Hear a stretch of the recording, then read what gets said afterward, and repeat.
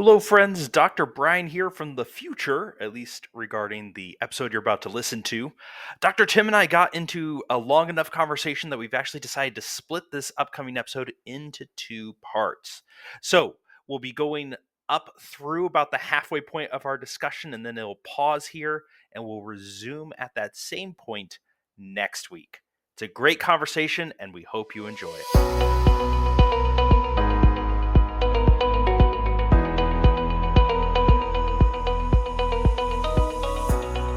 Well, hello, friends, and welcome back to the latest episode of In With the Old. We're the video podcast focused on dispelling myths, building appreciation for God's Word, and helping you rediscover the Old Testament for the life of faith. We are going through our series on Ruth. Last week, Dr. Tim, was a fascinating week. Got a little risky with the plan of Naomi, and maybe even, dare I say, risque. And we're going to be continuing some of those threads and having some dialogue about how Boaz reacts to Ruth in today's episode. It's going to be fun. And let me bring you on in. How are you doing today, Dr. Tim? How do you think the series is going so far? What's been your favorite episode or kind of favorite thing we've covered?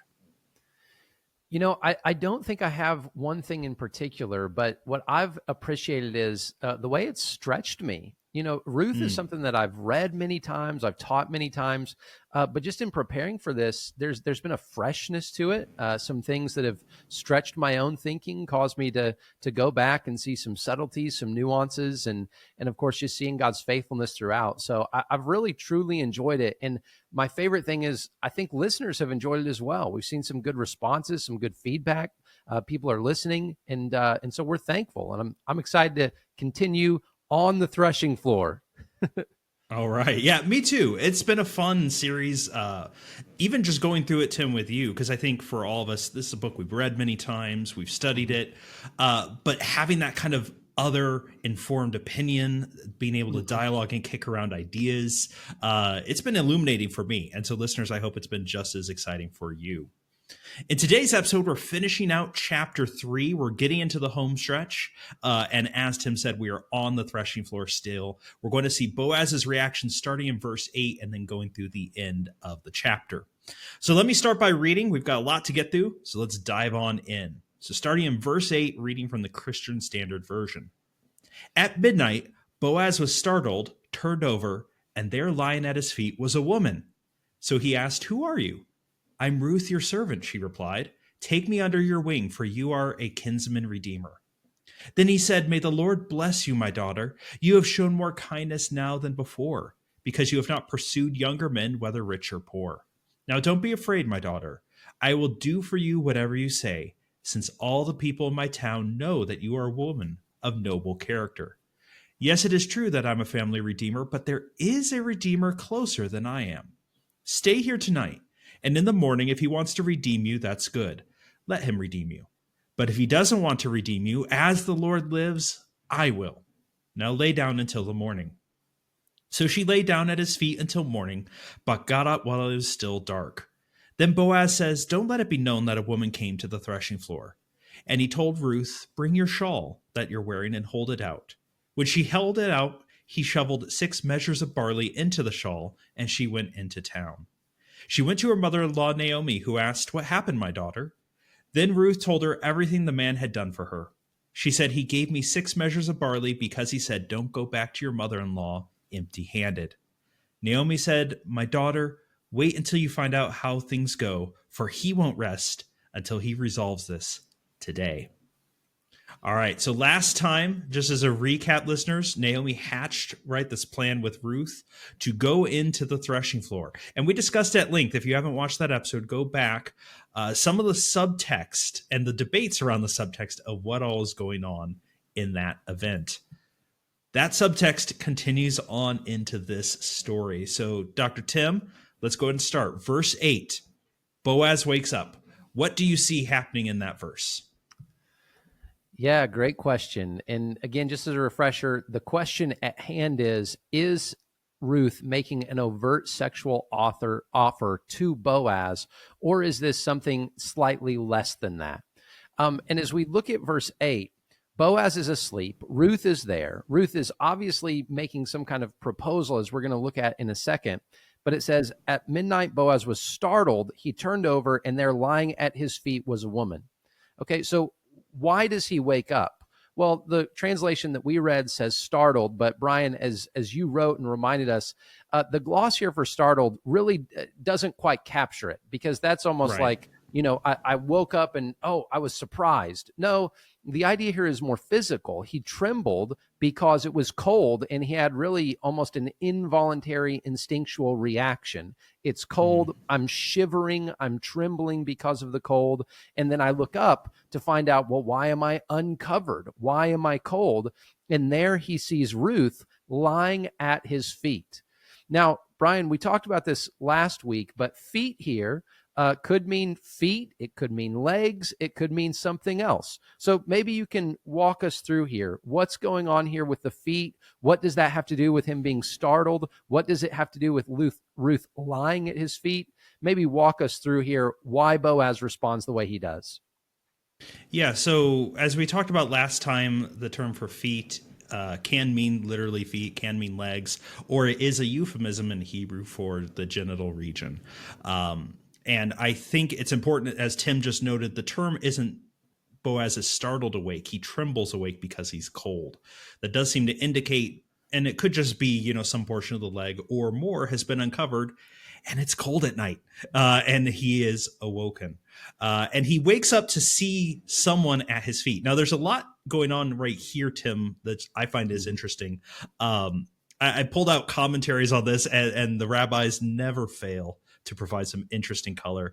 The famous Rabbi Rashi, when he looks at this, said Boaz thought there was a paralysis demon at his feet, and then said, oh, no, she has hair, so demons don't have hair, so it's all okay. All right, that's maybe reading too much of the story, but it was so funny, I had to include that. But there is something interesting. Boaz wakes up, and he both knows a little bit about who's at his feet and doesn't know something about this. And don't miss this, listeners.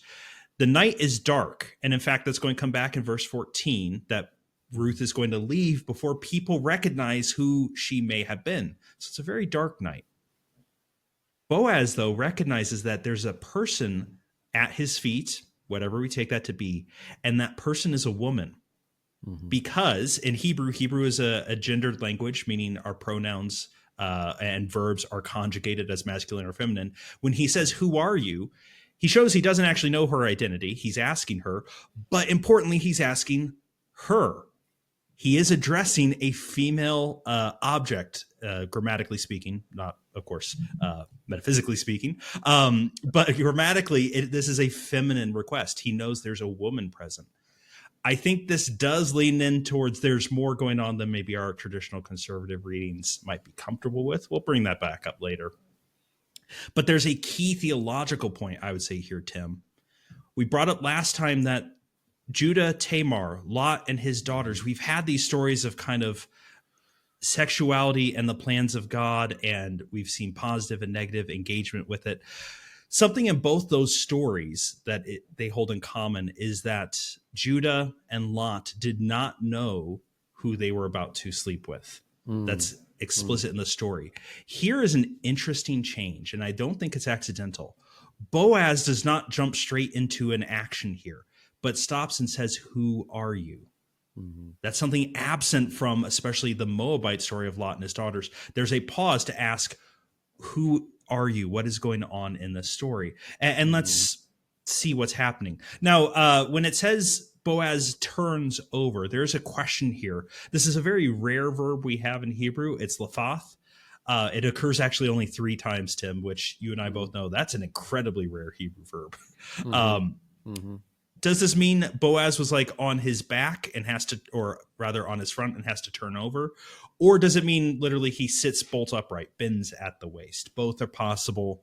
It's somewhat hard to maybe tell. That would have an implication as to what we think is going on, but there's a lot going on there. But he does ask her who she is, and she reveals herself as Ruth. Now, Tim, how does Ruth introduce herself to Boaz when he asks? There's some interesting language that goes on here. Yeah, she says, Ruth, your servant.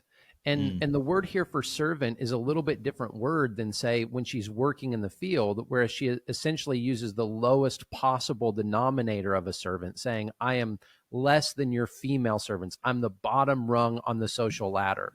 But here she uses a word for female servant that could potentially have connotations of a servant as in a potential wife, or a maidservant in the way that a wife would look to her husband and say, I am serving you, I am loving you, I am offering myself to you. Now, Brian, as we think about this contextually, there's no doubt, right, that this story is meant and designed to push the boundaries to their absolute limit. The question really is, where is that limit? Is it pushing it beyond it? Is it pushing us to the point of being uncomfortable, but then coming away saying, wow, we're glad nothing ended up happening that night? But there's a lot to this, and I totally agree with you about the Judah reference and kind of the foil that Boaz is to both Judah and Lot in the book of Genesis.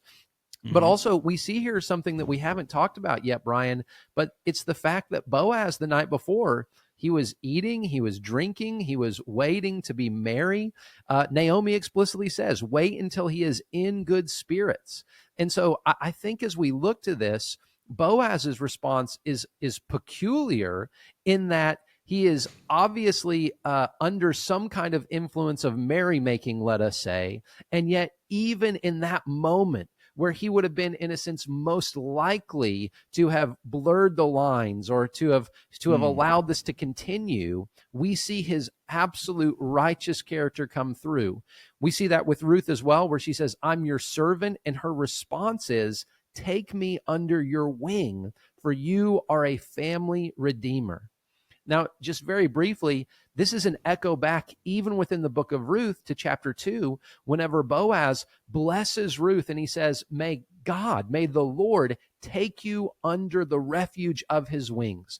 It's essentially as though Ruth is saying, I have come here to propose myself to you. You are the family redeemer, but I am asking you to be the very answer to your own prayer and blessing. Will you be the means, Boaz, by which God takes me under his wings? Will you take me under your wings and so be my redeemer? So even Ruth, as she boldly comes, has an incredible request of Boaz. She's not one to mince words, is she, Brian? No, not at all. Yeah. So what are some things that you see here as we look Tim? at verses 9 and 10? As we look at what contextually, what do you see, Brian? Oh, no, sorry. Didn't mean to talk over you. I was going to ask you the question, actually. As we look at what Ruth's words are and then compare it to what Naomi asked her to do, is Ruth doing what Naomi asked her to do, or has something changed here? What do you think? I think what Ruth is doing is demonstrating her initiative, right? As you look at Ruth, Ruth is not a lady to be pushed around, even by someone she loves like her mother-in-law. And we talked about this in one of our first episodes, Brian. Ruth has a stubborn spirit in the best possible sense of that word. Naomi pleaded with her, go back to Moab. Ruth says no. Naomi comes up with a plan, and what does Naomi say? She says, wait, and Boaz will tell you what to do. But here, Ruth, as she's in this moment, she realizes this is a once-in-a-lifetime opportunity. I'm going to make my intentions clear. I am your maid servant. I am dressed and ready to go. I am here with you, Boaz. Put your cover over me. Cover me with your wings, and I will be your wife. It is crystal clear. And Brian, maybe you can walk us through some of the other imagery we see in the Old Testament that uses the language of covering, wings, garments, and those kind of things.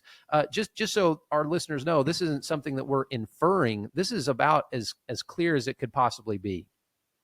Well, yeah, we have and we've already brought up in previous episodes as well, that God and Yahweh has this image of protecting Israel under its wings, but even more specifically in Ezekiel 16, God spreads his wings or spreads his skirt over Jerusalem to A, protect her nakedness, but B, it's in act of protection as a precursor to marriage. This, listeners, in some translations even put this in, Tim, Ruth is asking Boaz to marry her. This is not just as we brought up before, she is not one to just sit back passively and let things happen. She's willing to kind of force the issue. She is stubborn in the best possible way. I kind of like that, Tim. Naomi said, like, well, let's just see what happens and what Boaz will do. Naomi or Ruth is forcing the issue here. She's saying, I want you to marry me. Let's do this. Right. We are going to instantiate the kinsman redeemer relationship. Right. I'm not waiting to see what do you think we should do about this situation. I'm putting forward the solution. Now, the righteous foil that she is, I think, compared to some of our previous stories, Lot's daughters did not wait to see what Lot would do. Right. Judah does not care who Tamar is and their liaison as well. Here we have a much more respectful and almost like shockingly so, right? Since Boaz is somewhat under the, shall we say, influence of merrymaking. We have this kind of more shocking presentation and how both of them are reacting. Ruth is forcing the issue, but Boaz is still in control of his faculties and doesn't just instantly blunder into some sort of rash decision. But instead, he's going to see her response and he's going to respond in the affirmative with the caveat. And here's the key caveat. So when he starts in verse 10, may the Lord bless you, my daughter. Same term of endearment, right, Tim, that we saw in chapter 2, where he recognizes his family relationship with her. You have shown more kindness now than before, obviously alluding to the fact that she's come back with Naomi, that she is caring for her mother-in-law. He recognizes, look, you are going even above and beyond what the law could expect, what decent society could expect. Your love for Naomi is now being extended by your show of love for me and seeking out this relationship. You have not pursued younger men, whether rich or poor. Now don't be afraid. What you have said, it shall be done. I think of the older movie, Tim, maybe you saw it as well, the 10 Commandments with Charlton Heston. So let it be written, so let it be done, right? It's this idea of like, yeah, what you said, I agree to, with one exception. There is someone else that legally has the right to first refusal to be a kinsman redeemer. And we will have to deal with that wrinkle. Now, in Boaz's speech, there's a lot there. That was just a quick flyover. Tim, walk us through. What are some of the key things that pop out at you as you look at Boaz's reply to Ruth's proposal of marriage? Yeah, so it's so fascinating. First, the issue of the kindness. I mean, as we think about this, I think Boaz, when he says this kindness is even greater, I think it's because he realizes that Ruth is about to go past the point of no return, right? He recognizes that Ruth has other potential options, and yet she comes to him. Perhaps he's thinking maybe he's older than she is. We've talked about this, Brian. That's kind of up in the air. It's a possibility, but it's not solid. It's not for sure. But as we think about this, he looks at her and basically says, this is the final act of being integrated into the family line of Israel.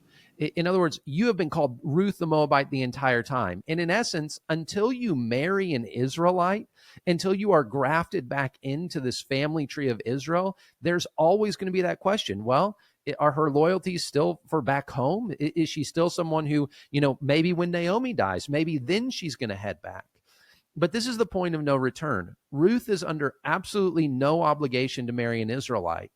And yet she says, I want to marry you, perhaps marrying a man older than she is, not for her own sake, but for the sake of honoring and protecting Naomi, whose idea this was.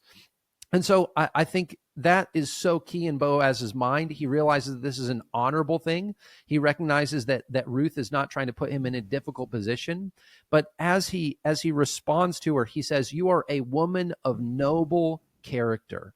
And I think that's a key phrase. Boaz has already been described as a man of noble character, but this woman of noble character, Boaz doesn't just say, I think you're a woman of noble character. He's saying everyone, all of the people literally at the gate of the town, right? All of the people who are the elders who have looked at you, who have, whispered behind the scenes, they have seen you, they have been skeptical of you, but now they've been convinced that you are the real deal. And so he says, you are a woman of noble character. And Brian, maybe you can walk us through, are there any other instances in Scripture where this woman of noble character, that same kind of description appears?